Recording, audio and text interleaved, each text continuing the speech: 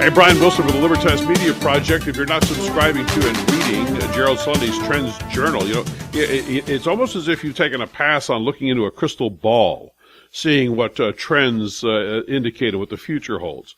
The TrendsJournal, for the uninitiated, their history for accuracy is a matter of record. Now, you can check out any of the past issues and so on. But if you want to be more than just up on the latest headlines, reading the TrendsJournal will bring you a vision and understanding of what the news of today and tomorrow, what the future is going to mean for you, your family, your business, and your country. That's just one of the reasons I'm always happy to spend as much time as possible speaking with Gerald Celente, who joins us here for our little chat. Welcome again, Gerald. First time this year, a long time between drinks. Yes.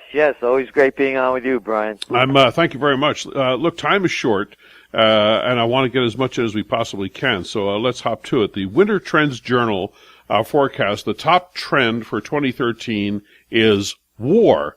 Just a matter of a couple of months ago, at the time that you were writing, Syria, Israel, Palestine, Egypt, and other fun parts of the Middle East were dominating the news. And today we've got this child tyrant with some very dangerous toys and rhetoric over in North Korea. The Middle East kind of moved to the back burner in the news cycle to accommodate the North Korea situation. Short term, long term, where's the world going with this new North Korean development? And I suspect we haven't heard the last of Syria and all that's going on over there.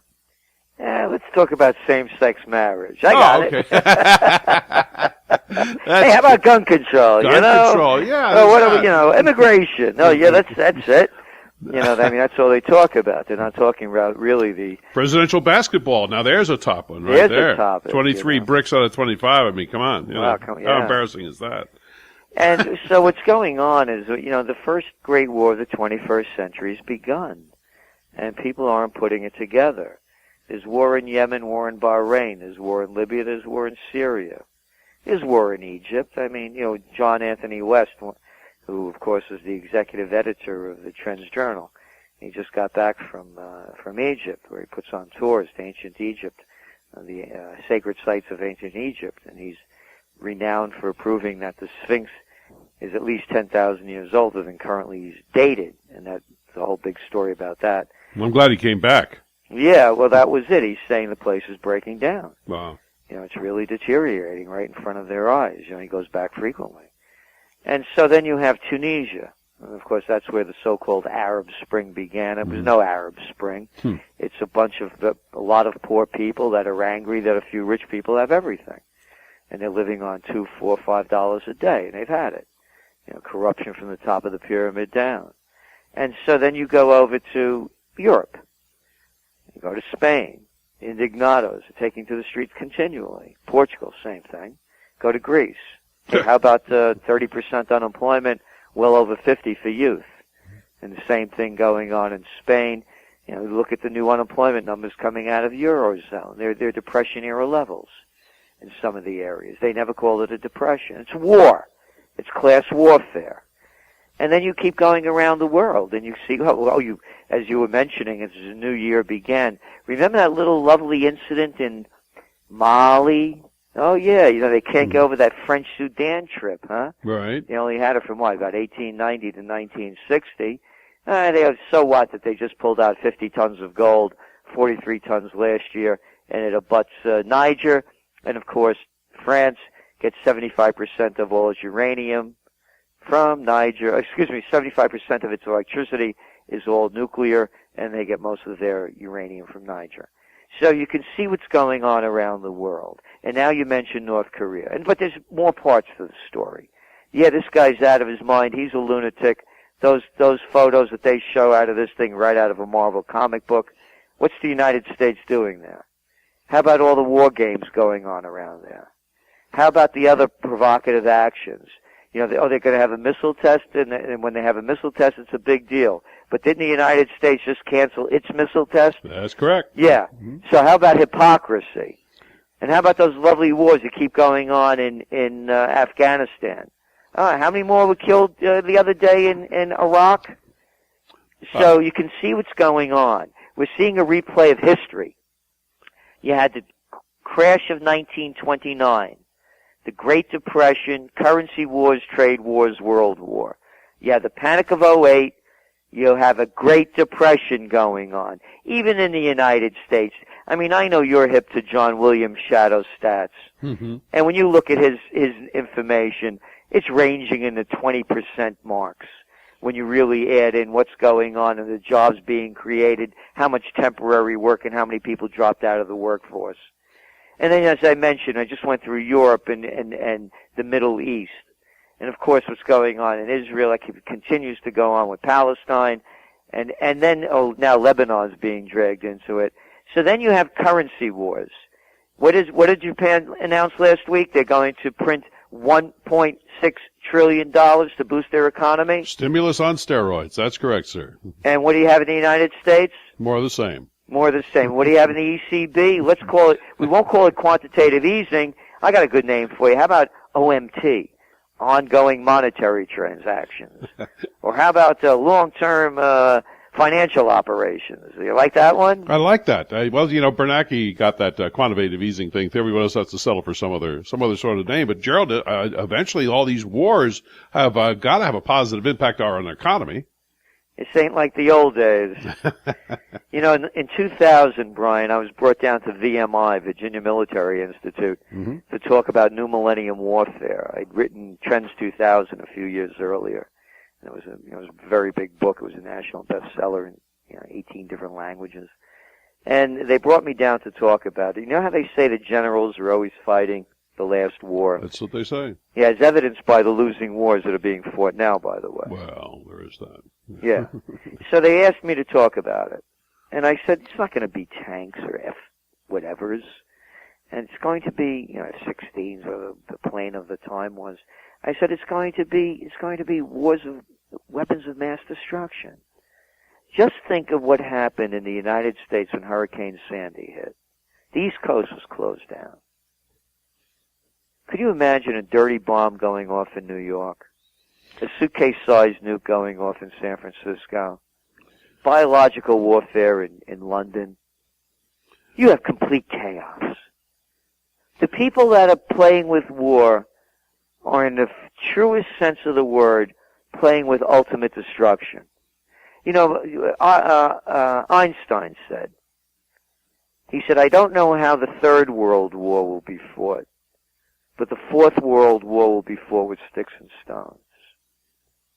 So mutually assured destruction that worked so well during the Cold War apparently is not functioning as a great deterrent at this stage of the game.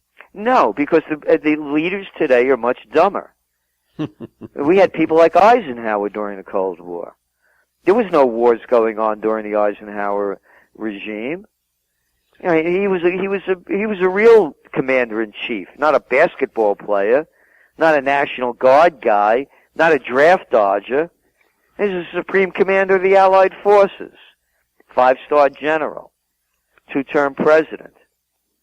Isn't he the guy that warned us that the military-industrial complex was taking over the country? Indeed, he was. I wanted to ask you about that because there was I don't know whether it was an economic study or a sociological study where the people like Ford, for example, Henry I, brilliant guy, broke new ground, got the assembly lines running and the Model T and the Model A and all the rest, and certainly made a lot of money and all the rest, and grew the company to the giant that it was. Then Henry II came along, and then the third, and by the time you get 3 generations away from the originator, from the original mind, the brilliant mind that got things going, all of a sudden that family and the people who have inherited the wealth and the power and all the rest start to become beyond laissez-faire about the worth of the company, for want of a better term, the social conscience of the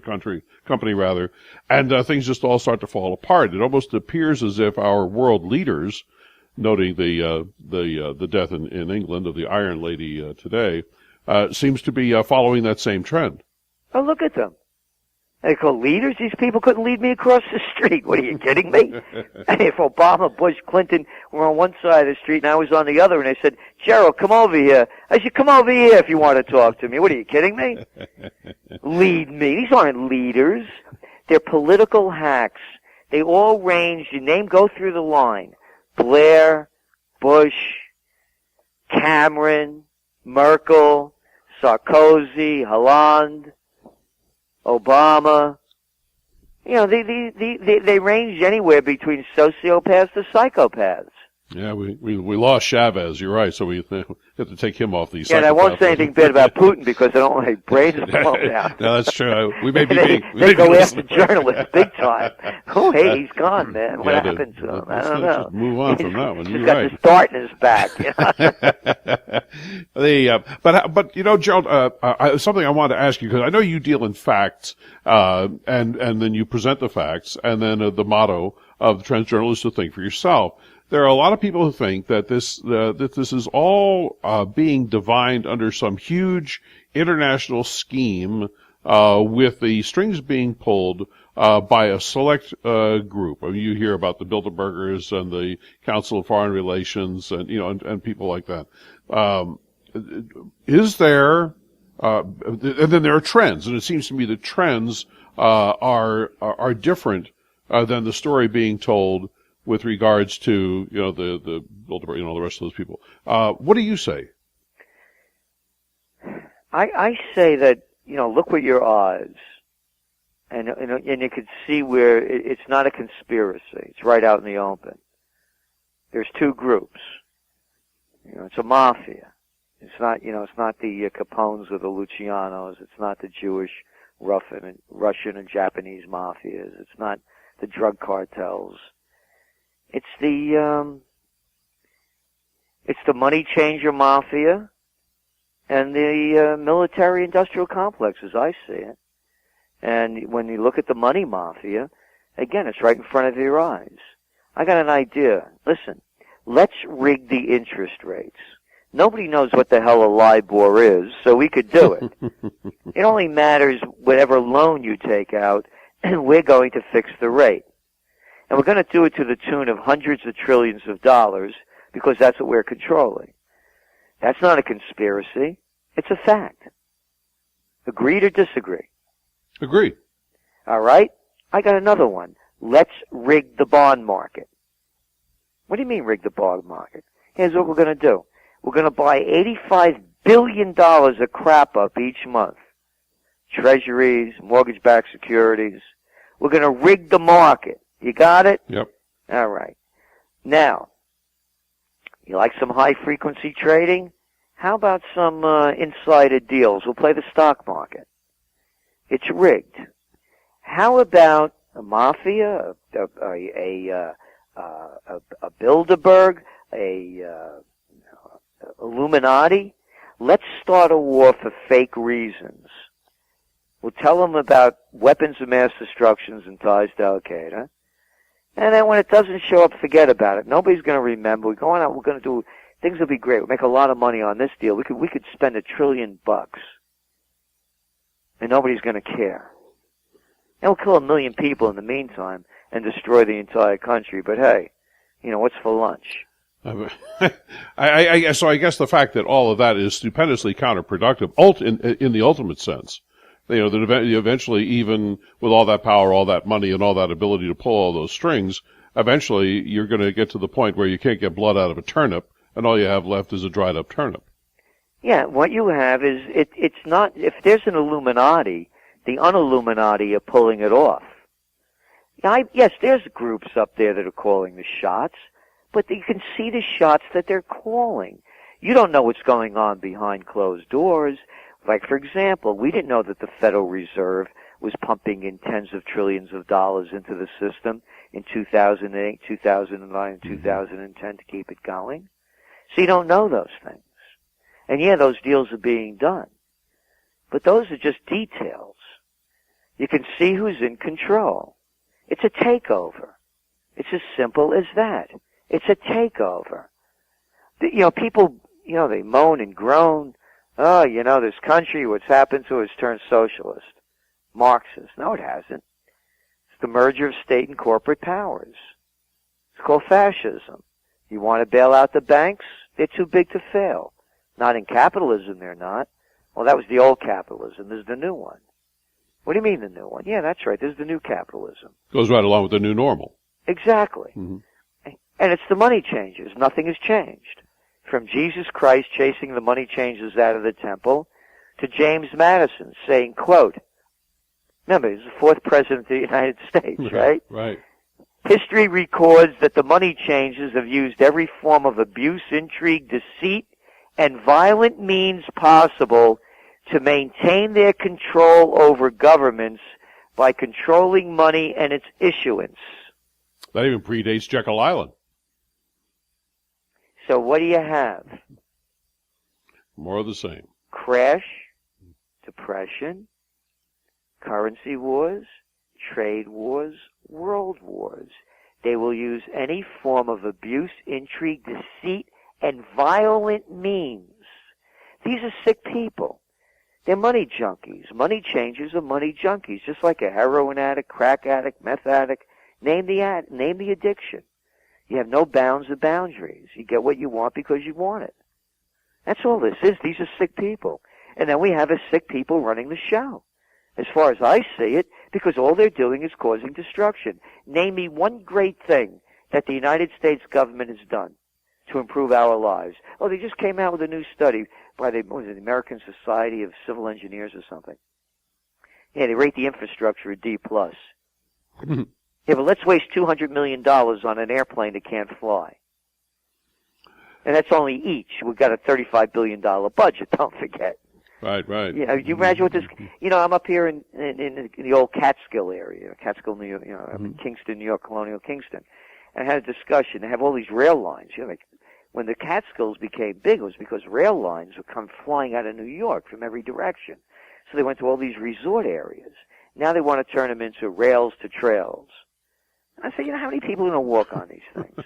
How about let's turning them back into rails and trails? How about we put 21st century people movers on them and start bringing people back up here and making transportation convenient instead of stupid commuting like we're doing? How about moving into the 21st century when our trains are barely making it into the 20th? I'm a New Yorker. Yeah, I mean, going into the New York subway is like a day in Calcutta. And I'm not being facetious. I mean, anybody who's traveled the world knows. No train system stinks worse than ours. I recall my commute to work on the IRT. Let me tempus fugits, and I want people to go to TrendsJournal and read up on all these things to put substance and fact and depth behind all the things you're saying and discussing. But in the winter TrendsJournal, you talk for a little bit about the Second Vermont Republic, and I thought that was. I just thought that was great and very timely, as the TrendsJournal happens to be. That because there has been talk, not a lot, not very loud, but there has been some talk about the manageability of the United States, the diversity of the United States, the fact that different people living in different parts of the country are not getting what they want from their representatives because the people, there have been a concentration of people with special interests that stay there. You got the blue states, the red states, and all the rest. So the Second Vermont Republic, kind of struck a chord on that. I was wondering where might that be going, if anywhere, or was that just a interesting little historical dollop you dropped in there to entice us? No, actually, it was moving ahead very, very, formidably, and the head of it, Thomas Naylor, a very dear friend of mine, passed away. Yes. Man. And so it's kind of been put on hold a little bit. But it's the future. And as we point out in an article written to him just before he passed away, as you look around the world, there are all these so-called secessionist movements. Name country after country, whether it's Scotland, whether it's, wanting to break away from the UK, whether it's Italy breaking up into different zones, Belgium, throughout the world, Spain. It's too big to rule. Again, I asked the question, show me one thing that Washington has pulled off that's made our lives better, other than pulling money out of our pockets, which has made it worse. So if, for example, you want to have tough abortion laws in Arkansas, move to Arkansas. That's great for you. If you want to have lax ones in New York, maybe that's your place. Let the people decide. The country is too big to be run by a federal government. We've lost our freedoms at every level. We're talking about gun control before. I mean, let's get this straight, okay? A whacked out kid who has Asperger's syndrome, they refuse to release his medical records from Connecticut, goes berserk and kills children and adults. Okay, we need gun control. Wait a minute, what do the two things have to do with each other? The mother who bought the guns would have passed any background check. What's going on here? And if you look at the stats again, as I'm sure you're very familiar with because of the kind of work and learning realms that you're in, when you look at all of these mass murders that have been committed by these kids and others, they've all been whacked out on psychotropic drugs. Right. No, let's not talk about that. Yeah, We're not allowed to talk about that. Why not? Because this is the USSA. We'll tell you what to talk about. Well, I did write a couple of pieces about that. I'm still waiting. The toxicology report on from the autopsy on the Connecticut shooter has not been released. The state surgeon general, or whatever his title is up there, medical director, does not seem to be inclined to want to release it. And while the police report indicated that several bottles of prescription drugs were removed from the home as part of their investigation after the murder and suicide and so on, they don't want to release the names of the drugs that were taken, that were present there. And yet it goes without saying that he was being treated for something, but we don't interview his psychiatrist and we don't get the toxicology report. And my theory is that you're not going to hear about that at 6:30 on ABC, NBC, CBS, or any of the rest, because when they go to commercial break on the network shows, well, who do you see? You see Pfizer, you see Cialis, you see all the various drug companies, Nexium and so on, that are bringing you the evening news. So it would be highly unlikely that the networks would bite the hand that's paying for the news department. You got it. But that's just me. Well, no, but you know what you said, this one won't release this one won't release that. Right. You know what? I got an idea. Let's start a war at a foreign country, and we'll tell all the morons out there we're doing it to bring them freedom and democracy. Yeah. And they'll wave flags and put up yellow ribbons while we'll lose our freedom and democracy here.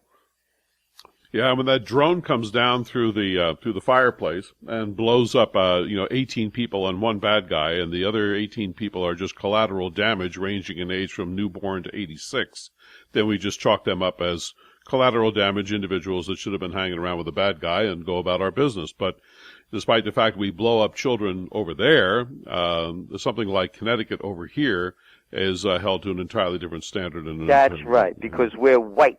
That must be it. And they got a different color and they dress funny. Like those 10 Afghan children were just killed yesterday. Right.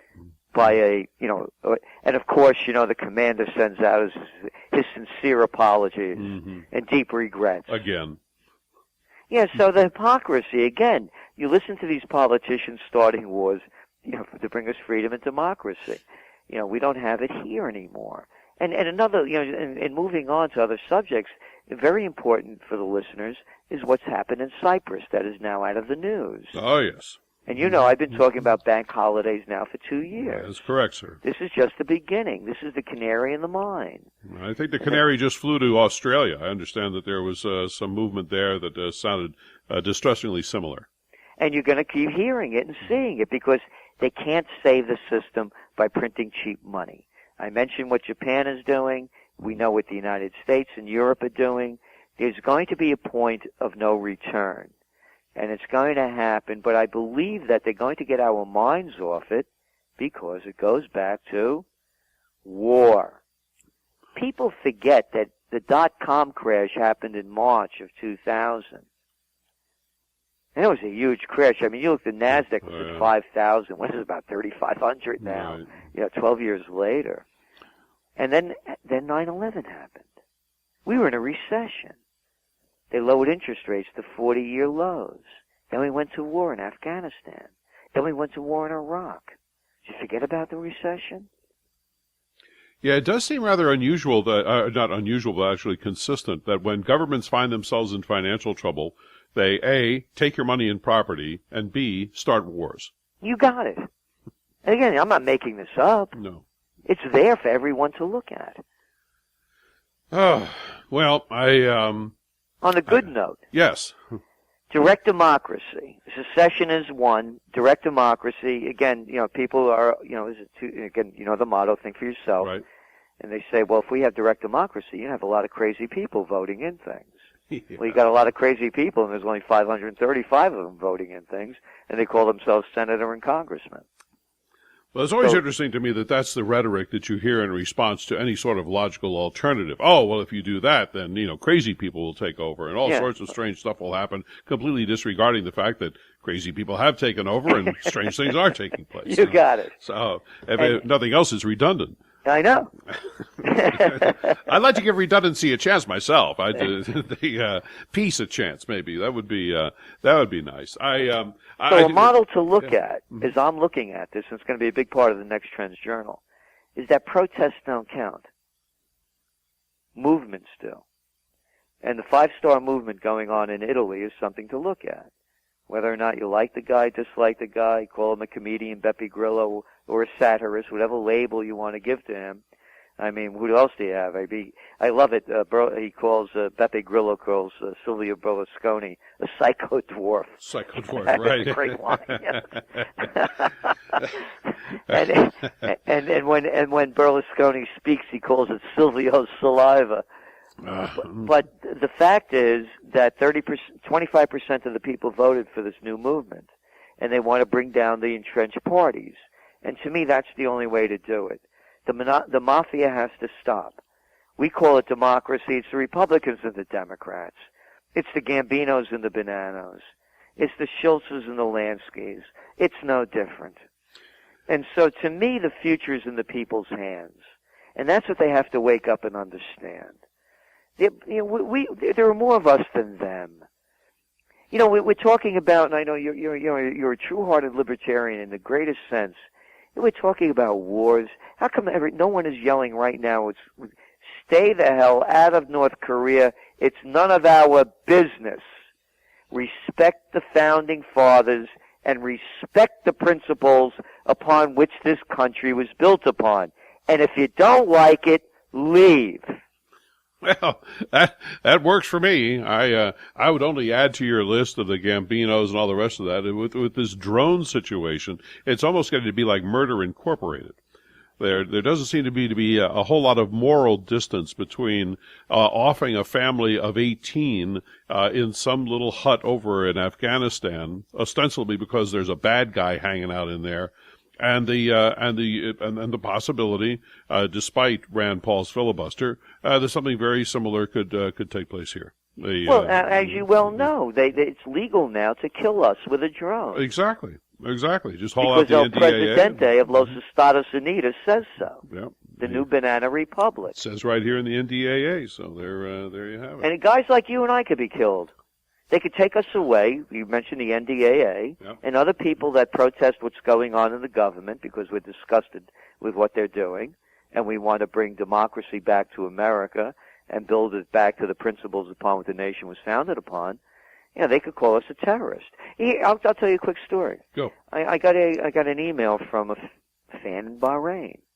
Mr. Celente, I love your work. I really appreciate what you're doing. Thank you so much for speaking out about what's going on in Bahrain. It's hardly making the media, but there's a lot of other things going on that aren't making the media that I'd like to tell you about. Would you like to hear them? So what's the response? Yeah, I'd love to. Sure, of course, yeah.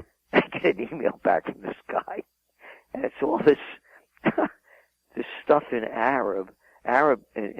Arabic, and it's all censored. There's censored stamping and everything. Geez. I write back to the guy immediately. I said, "Stop! Don't send me another thing."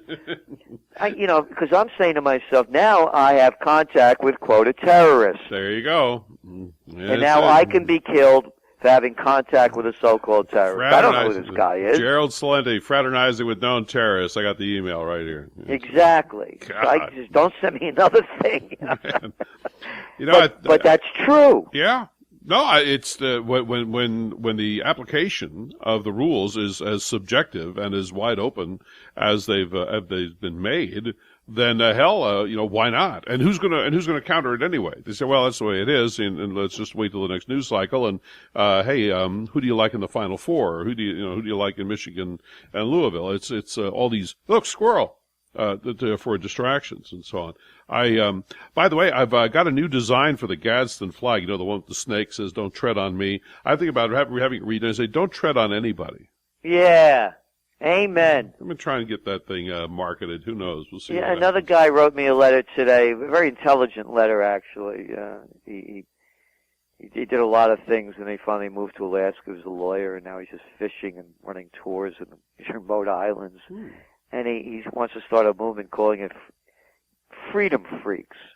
And he said, the reason I want to use it is because so many people are control freaks. So how about let's go the opposite way? Freedom Freaks. So like you said, don't tread on anybody. You know, who are these people to tell us what freedom should be? We know what it is. Each individual is free. Know what freedom is. Well, it is an interesting discussion. In fact, I think Ron Paul brought it up once. Why is liberty such a hard sell? And of course, and why is freedom such a hard sell? How does that turn out? It would seem to be something that everybody would want. And yet, when you discuss freedom with people, I had a back and forth with some correspondence today with an online magazine. Is that the people that seem to be purveyors of freedom or staunch advocates of it bring with them their own agenda. And that agenda overlays that. You say, well, you can be free as long as you obey our rules. Well, where's the oxymoron on that? Freedom, as long as I obey your rules, you're going to superimpose these rules upon me, is an act of force in and of itself. So how does that relate to freedom? Yeah, let's just start with the Ten Commandments and drop it. Yeah, there you go. Well, P.J. O'Rourke had a great line, and it's been a long time since he wrote this, so I can't give attribution to the book that it was in, one of them, Parliament of Horrors, let's just say. And he said there are really only two rules. You can't hit people, and you can't take their stuff. Yeah. Everything else is negotiable. Again, it goes back to, the golden rule. Yeah, that one works for me. Yeah, it works great. Especially considering the price of gold these days. I think it's, I'm getting pretty good. I'm sorry, go on. No, I was just going to say I'm getting pretty good at this trends forecasting myself. I had said earlier that we never have enough time to cover even the highlight all the things that are in the Trends Journal, and I'm already getting the checkered flag up here about the 30 minutes we've had. So I don't know. All I can say is I'm a little concerned now about this correspondence you've got with this guy over in Bahrain. No, I'm not corresponding with him. But the speed with which the everything is changing around us, Gerald, we can't let another 4 months go by without reconvening. I'd love to be back with you. I hope we can get a few minutes of your time in the next few weeks and see what progress, if we want to call it that, we've made at that point. Okay. Okay. And on the note of gold, as I said, if LIBOR is rigged, if the bond market is rigged, and they're pumping trillions of dollars to boost up their useless currencies, if people start going into gold as they're debasing the currencies, to me, I'll tell you, I believe with all my heart that they're shorting gold and they're rigging the market to keep the people fearful of buying it. Oh, I absolutely believe that. Gerald Celente, the Trends Journal, you can find them both at TrendsResearch.com. The link will be up on our website. Gerald, be safe. You too. Thank you so much. Bye-bye. Talk soon. Bye-bye.